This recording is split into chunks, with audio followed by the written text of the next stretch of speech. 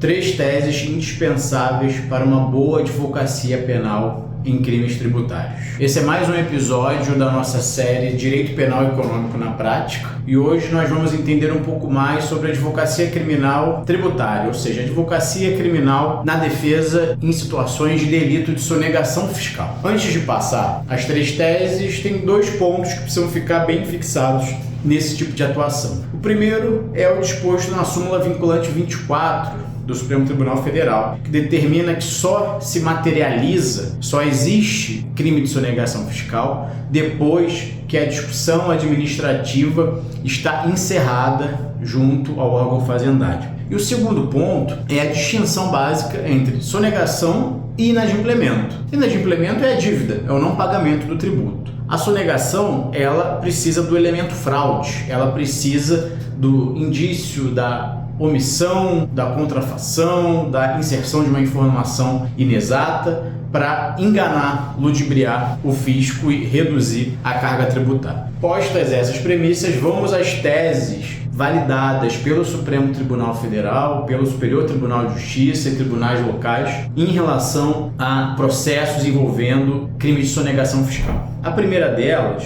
diz respeito à autoria, à responsabilização, quem deve ser processado. O Superior Tribunal de Justiça ele é categórico em diversos precedentes a afastar o que a gente chama de responsabilidade objetiva, ou seja, a mera indicação do cargo ocupado pela pessoa. Essa pessoa era sócia administradora, então ela deve ser responsabilizada. Ou essa pessoa era diretora, então ela deve ser responsabilizada. É necessário que haja uma investigação prévia para entender quem de fato merece enfrentar um processo de responsabilização em um crime de sonegação fiscal. E isso é uma baliza fixada para início do processo. Os tribunais entendem que uma denúncia, uma ação penal iniciada pelo Ministério Público que não descreve, não se baseia em dados da investigação para apontar o responsável por aquele crime, é uma denúncia considerada inépita. Uma denúncia que não preenche os requisitos mínimos e merece ser imediatamente rejeitada. O segundo ponto, a segunda tese imprescindível, ela diz respeito ao dolo, ou seja, a necessária intenção de fraudar, de ludibriar o fisco,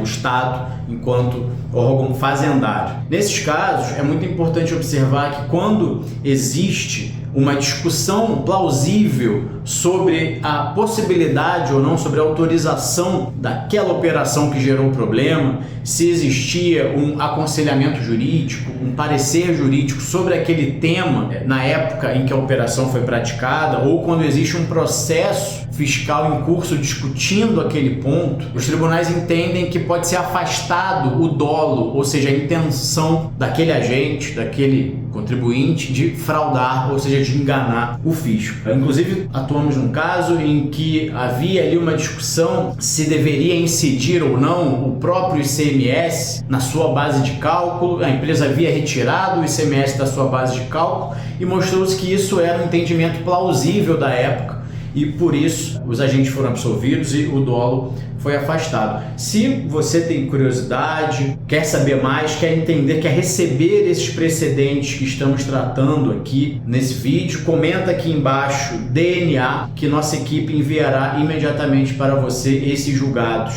do Superior Tribunal de Justiça e do Supremo Tribunal Federal. O terceiro ponto é referente, diz respeito à tipicidade, ou seja, a existência ou não da operação de sonegação, a existência ou não do fato tido como criminoso. E nesse ponto é muito importante observar que quando existe um outro processo civil fazendário discutindo essa questão em juízo, discutindo essa dívida em juízo, discutindo aquele fato gerador que originou tudo, há caminhos em que também o dolo e a própria tipicidade do fato acaba sendo afastada, gerando uma possível absolvição. Eu destaco para as situações em que foi oferecida alguma garantia no juízo fiscal a ponto de gerar a suspensão da exigibilidade do crédito. Quando a suspensão da exigibilidade do crédito pela fazenda é deferida pelo juízo, isso tem sido entendido como uma causa também de suspensão da persecução penal, da ação penal, da investigação referente àquele fato. Sobretudo quando for oferecida garantia ao débito lá em juízo. Isso também é uma causa que afasta até mesmo a tipicidade, pois se a existência ou não da dívida não está definida, não se pode discutir a existência de uma sonegação, um crime de sonegação. Aplica-se aqui o artigo 93 do Código de Processo Penal, que diz que quando um outro processo precisa ser encerrado para definir a existência ou não de um crime, a ação penal, a investigação merece ser suspensa. Eu vou dar aqui uma quarta tese de bônus.